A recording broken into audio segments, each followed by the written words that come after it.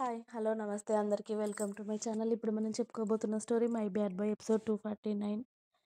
Story చదివే ముందు ఛానల్‌ని తప్పకుండా కొత్త వాళ్ళందరూ సబ్స్క్రైబ్ చేసుకొని, లైక్ చేశాక స్టోరీని చదవండి. ఇక స్టోరీలోకి వెళ్ళిపోదాం. కొడుకు పాల కోసం ఏడుస్తున్నాడు అని అర్థమయ్యి వేదని లేపి ఆమె పాలు పడుతూ ఉంటే రుద్ర కూడా భార్య, కొడుకు పక్కన కూర్చున్నాడు నిద్ర వస్తున్నా కూడా. మనవడి ఏడుపు విని సుధాగారు కూడా లోపలికి వచ్చారు. లేచాడా నాన్న చిన్నోడు అని. హా అమ్మా అని వేద నిద్రకి తూగుతూ చెప్తూ ఉంటే, సరే సరే నీ కొడుక్కి ముందు కొన్ని పాలివ్వురా నేను ఎత్తుకుంటాంలే, నువ్వు కాసేపు పడుకుందువు గాని అని సుధాగారు చెప్పడంతో అలాగే అని కొడుకు పాలు తాగాక వాడిని సుధాగారి చేతిలో పెట్టి నిద్రపోయింది వేద. రుద్ర నువ్వు కూడా పడుకో నాన్న, నీకు కూడా నిద్ర ఉండట్లేదు కదా, మేం పట్టుకుంటాంలే చిన్నోడిని. ఏడిస్తే వేదని నిద్రలేపుతాం, మీరు పడుకోండి అని చెప్పి సుధాగారు మనవడిని ఎత్తుకొని ముందు రూంలోకి రావడంతో మీనాక్షి గారు కూడా అప్పటికే లేచి కూర్చున్నారు. లేచేశాడా సుధా? నా కొడుకు కోడల్ని కూడా నిద్రపోనివ్వట్లేదు అని అన్నారు ఆవిడ మనవడిని.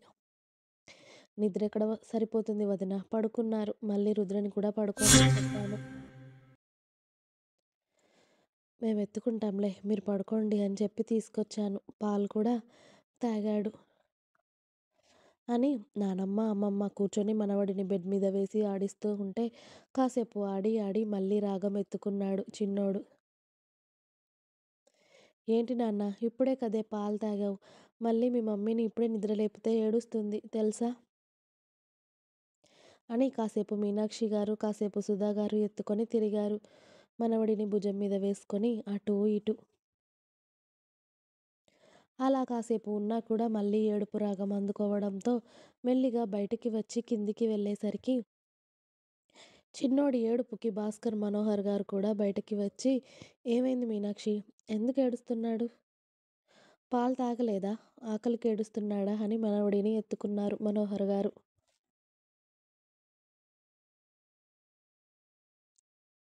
లేదండి తాగాడు కూడా, మరి ఎందుకు ఏడుస్తున్నాడో, వాళ్ళ అమ్మ దగ్గరికి వెళ్తాను అని ఏడుస్తున్నట్టున్నాడు, కానీ ఇప్పుడే పడుకున్నారు రుద్రవేద కూడా, అందుకే మేము ఎత్తుకొని తిరుగుతున్నాం అని చెప్పారు.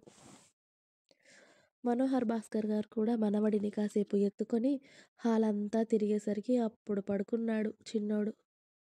నా బంగారు కొండ, అందరికీ నిద్ర లేకుండా చేస్తున్నావా నువ్వు అని కాసేపు మనవడిని ఎత్తుకొని హాల్లోనే కూర్చొని ఇక వాళ్ళకి కూడా నిద్ర రావడంతో మీరు పడుకోండి మళ్ళీ ఉదయాన్నే ఆఫీస్కి వెళ్ళిపోతారు కదా అని చెప్పి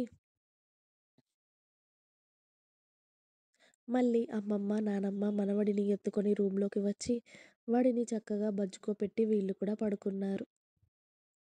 అది కూడా గంట సేపే. మళ్ళీ చిన్నోడు లేవడంతో ఇక ఆకలికి ఆగేలా లేడు అని చెప్పి మీనాక్షి గారు వేదని నిద్ర లేపి కొడుకుని ఇవ్వడంతో ఇక పాలు పడుతూ, మీరు పడుకోండి అత్తయ్య కాసేపు నేను ఎత్తుకుంటానులేండి. ఇప్పటి వరకు మీరు కూడా మెలుకుతూనే ఉన్నట్టున్నారు కదా అని వేద చెప్పడంతో, అలాగే తల్లి నీకు నిద్ర వస్తే మమ్మల్ని పిలు సరేనా అని చెప్పి ఆవిడ వెళ్ళి పడుకున్నారు. వేద ఒళ్ళోనే పాలు తాగుతూ అలానే నిద్రపోయాడు బాబు. ఇక వాడిని అలాగే పట్టుకొని వేద కూడా బెడ్ రెస్ట్‌కి ఆనుకొని నిద్రపోతూ ఉంటుంది కొడుకుని జాగ్రత్తగా పట్టుకొని. రుద్ర మెలకువ వచ్చి చూసేసరికి ఏంటి, వేద కూర్చొని నిద్రపోతుంటుంది. వాడు వాళ్ళ అమ్మ పాలు నోట్లో పెట్టుకొని నిద్రపోతూ ఉండడంతో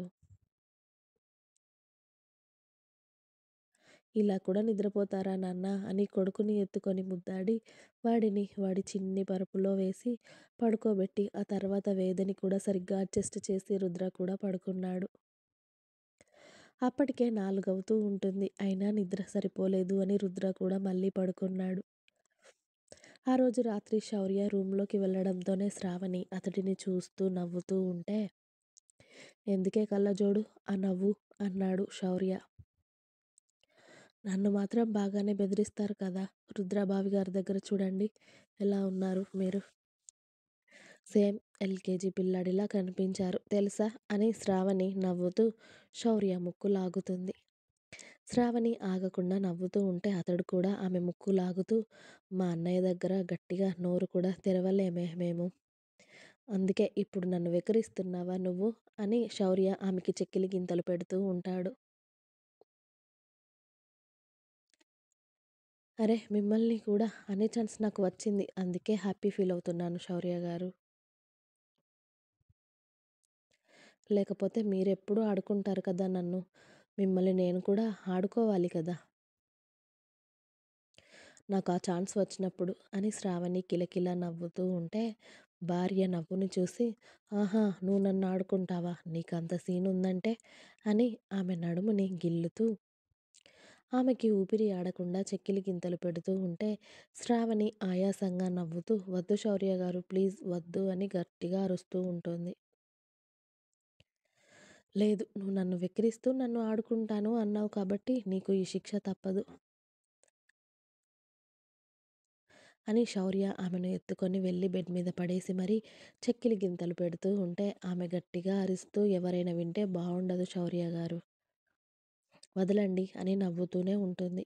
ఇది సౌండ్ ప్రూఫ్స్ రూమ్స్ అని మర్చిపోతే ఎలా కళ్ళజోడు నువ్వు?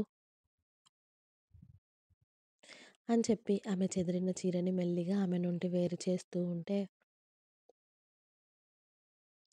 ఇదిగోండి మీరిప్పుడు ఇలాంటి పనులు చేయొద్దు చెప్తున్నా అని అతడికి దూరంగా జరగాలని ప్రయత్నించి బీభత్సంగా ఓడిపోతుంది శౌర్య చేతిలో శ్రావణి.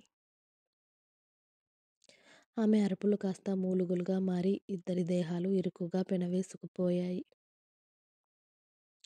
2 గంటల తర్వాత శ్రావణి ఆయాసంగా తన నుదుటిన పట్టిన చెమటలని తుడుచుకుంటూ శౌర్య వాటర్ తాగిస్తూ ఉంటే తాగుతూ ఉంటుంది ఒంటి నిండా బ్లాంకెట్ కప్పుకొని. అందుకే మొగుడిని రెచ్చగొట్టకూడదు. ఇదిగో దానికి రిజల్ట్ ఎలా ఉంటుందో చూసావా? అన్నాడు శౌర్య. అతడి గుర్తులు అన్నీ ఆమె ఒంటి మీద గర్వంగా నిలవడంతో వాటిని చూపెడుతూ, మీకు నిజంగా బుద్ధి లేదు. ఎవరైనా ఇంతలా చేస్తారా? అసలు నేను బావగారికి చెప్తాను ఉండండి మీ పేరు.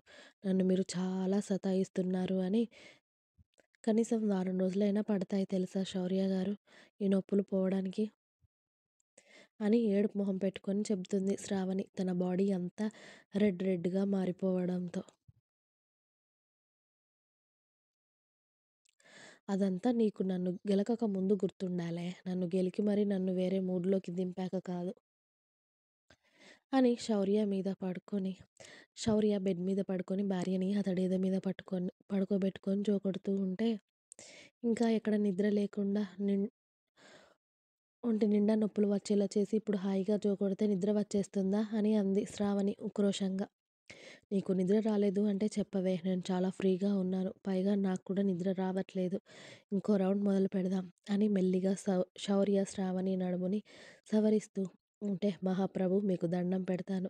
ఇంకొకసారి అంటే నేను పైకి పోతాను. దయచేసి మీరు ఆ పని మాత్రం చేయకండి శౌర్య గారు. అని శ్రావణి బేలగా అడుగుతూ ఉంటే ఆమె బుగ్గలు వత్తి పట్టుకొని ఒక్కసారి ముట్టుకుంటే ఇంకోసారి పనిచేయవు. ఎందుకే నీకు అంత రోషం?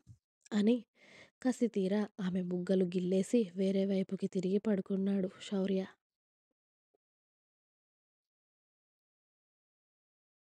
ఇప్పుడు నేనేమన్నాను అని ఈయన గారిని ఇంత కోపం అని శ్రావణి కూడా అతడి నడుముని గిల్లి అతడు అరిచేలోపే అతడిని వెనుక నుండి హత్తుకొని నిద్రపోయింది సైలెంట్‌గా.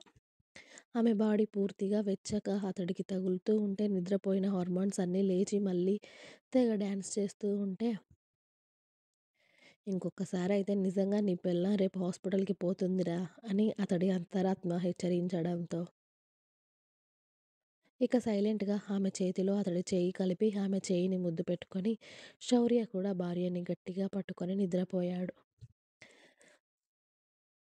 ఇంకా ఉంది. మీకు నా స్టోరీస్ నచ్చినట్టయితే ప్లీజ్ లైక్ చేయండి, షేర్ చేయండి. అలాగే ఛానల్‌ని తప్పకుండా కొత్త వాళ్ళందరూ సబ్స్క్రైబ్ చేయండి. Please subscribe my channel. Thanks for watching my video. By by. Please like, share and subscribe.